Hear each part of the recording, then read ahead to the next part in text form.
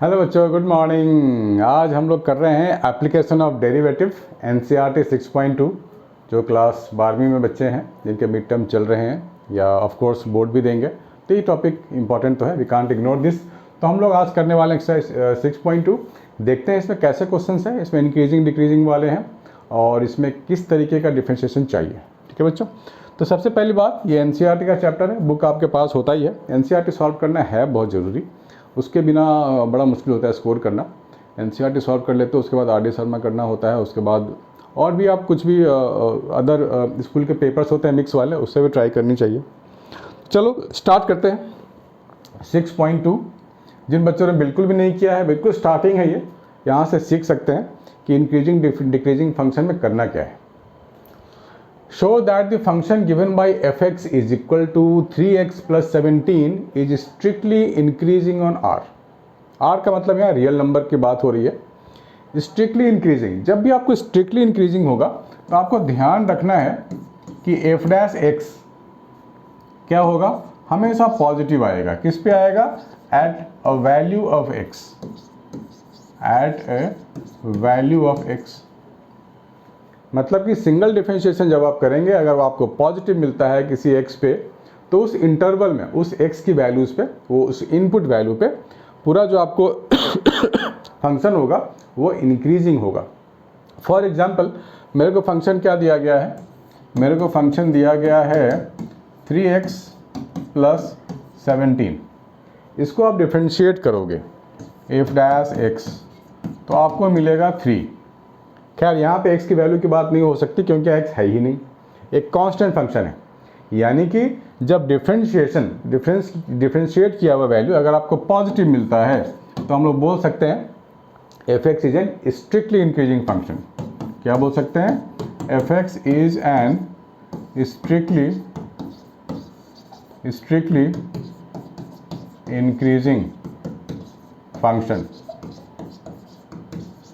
ठीक है ना। देखो f डैश एस का क्या मतलब होता है? f डैश एस का मतलब होता है स्लोप। स्लोप को हम लोग dy बाई डी एक्स भी तो लिखते हैं। किसी भी फंक्शन को अगर आप डिफरेंशिएट करके dy by D x find करते हो, दैट मीन्स वो स्लोप होता है। स्लोप अगर पॉजिटिव है, ठीक है ना, स्लोप अगर पॉजिटिव है यानी कि स्लोप, मान लो कुछ ऐसा ग्राफ है, किसी पॉइंट पे स्लोप इज पॉजिटिव, ऐसा कुछ, दिस इज द स्लोप। तो स्लोप पॉजिटिव का मतलब है एक्स एक्सिस के साथ ये एक्यूट एंगल बनाएगा। ठीक है ना, पॉजिटिव स्लोप ऐसा होता है। तो जब भी आपको डिफरेंशिएशन वाली वैल्यू यानी कि f डैश x पॉजिटिव मिले तो आप समझ जाओ कि आपको मिलने वाला है स्ट्रिक्टली इंक्रीजिंग फंक्शन। r की x की वैल्यू या कुछ भी आप रख लो, पूरे रियल नंबर एक्सिस पे, पॉजिटिव नेगेटिव जीरो कुछ भी रख लो। ये तो 3 है ना, कांस्टेंट है, ये तो फिक्स वैल्यू रहेगी यानी कि पॉजिटिव वैल्यू रहेगी। तो जहाँ भी आपको f डैश x पॉजिटिव मिलता है उसको बोलेंगे स्ट्रिक्टली इंक्रीजिंग फंक्शन। ठीक है, this is the way to solve. Second वाला की बात करें, सेकंड क्वेश्चन में बोला गया है हमारे पास है f(x) is equal to e to the power 2x is strictly increasing on r। यहाँ भी चेक कर लेते हैं, इसको डिफरेंशिएट करते हैं पहले। f डैश x तो क्या मिलेगा? 2e to the power 2x। अब यहाँ x की आप कोई भी वैल्यू ले लो, ये जो एक्सपोनेंशियल फंक्शन है ना, हमेशा पॉजिटिव होता है। कोई भी वैल्यू आप डाल के देख लो, इसको नेगेटिव ले लो, पॉजिटिव ले लो, ठीक है। तो this function is always positive. तो बोल सकते हैं f(x) is strictly increasing function.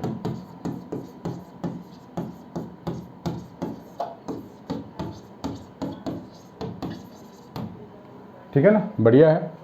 Okay, third question भी कर लेते हैं। f(x) यहाँ दिया गया है sin x।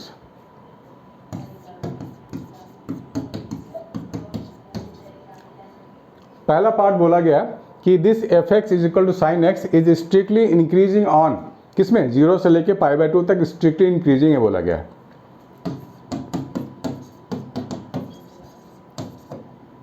अब देखो, हमें तो मालूम है कि जब हम 0 से π/2 की बात करते हैं तो कॉस का जो ग्राफ होता है ना, ऐसे वैरी करता है। ठीक है ना, 0 पे 1 वैल्यू होती है, मैक्सिमम वैल्यू होती है। ठीक है, ये x है और ये y है।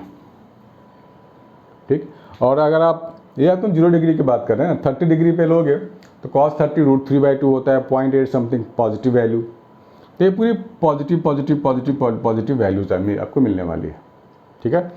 तो बोला गया है कि पॉजिटिव वैल्यू का मतलब हो गया कि 0 से π/2 में यानी कि फर्स्ट क्वाड्रेंट में आपको हमेशा पॉजिटिव ही वैल्यू मिलने वाली है f'(x).